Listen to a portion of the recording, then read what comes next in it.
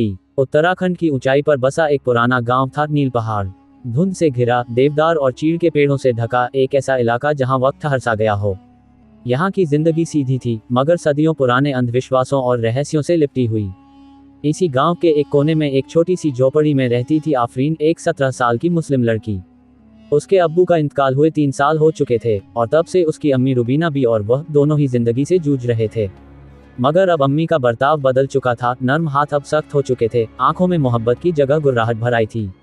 रात का तीसरा पहर था, बाहर बर्फबारी हो रही थी। झोपड़ी के भीतर सिर्फ चूल्हे की धीमी आंच थी।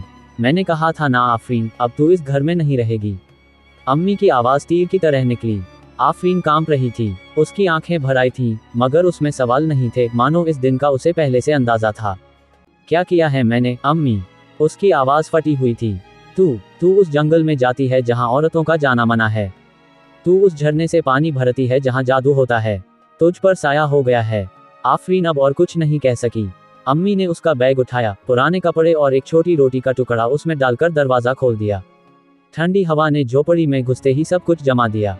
जा और लौटकर मत आना। आफरीन चुपचाप चल पड़ी। उसके पांव नंगे थे, रास्ता धुंधला था और दिल भारी, मगर उसकी आंखों में डर नहीं था, सिर्फ सवाल थे। वो उसी जंगल की ओर चल पड़ी जहां गांव वाले जाने से डरते थे।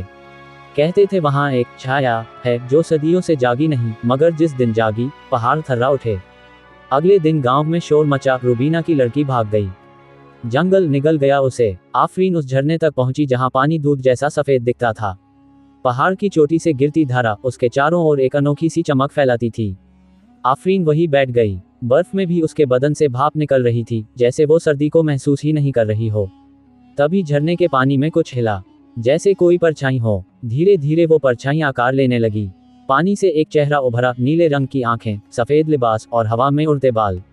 कौन हो तुम? आफरीन ने कांपती आवाज में पूछा। मैं इस पहाड़ की रूह हूँ, वो आवाज कहीं दूर से आई। तुम्हें क्यों बुलाया मैंने? तू चुनी गई है, वो आवाज धीमे से बोली। तू इस पहाड़ की बेटी है। आफरीन समझ नहीं पाई। उसने तो सिर्फ माँ से निकाले जाने के बाद पनाह ढूंढी थी।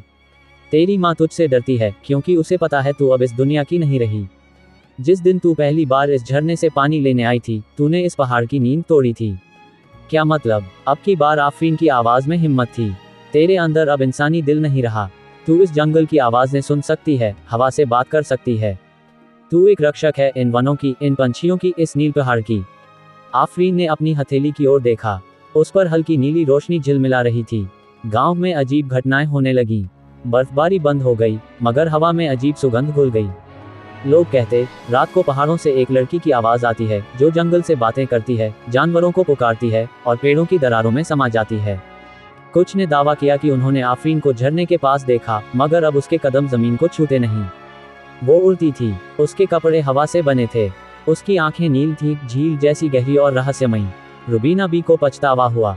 वो हर रोज जंगल के किनारे बैठकर कहती, आफरीन मेरी बच्ची लौटा, मगर अब बहुत देर हो चुकी थी।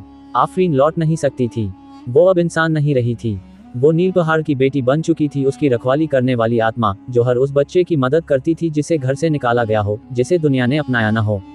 कई साल बाद गांव में एक नई लड़की आई, 10 साल की एक अनाथ बच्ची। उसे गांव ने अपनाया नहीं, मगर कहते हैं झरने के पास उसे कोई मिला जिसने उसे गले से लगाया और उसकी आंखों में वही नीली चमक भर दी। क्योंकि नील पहाड़ की बेटी कभी अकेली नहीं रहने देती।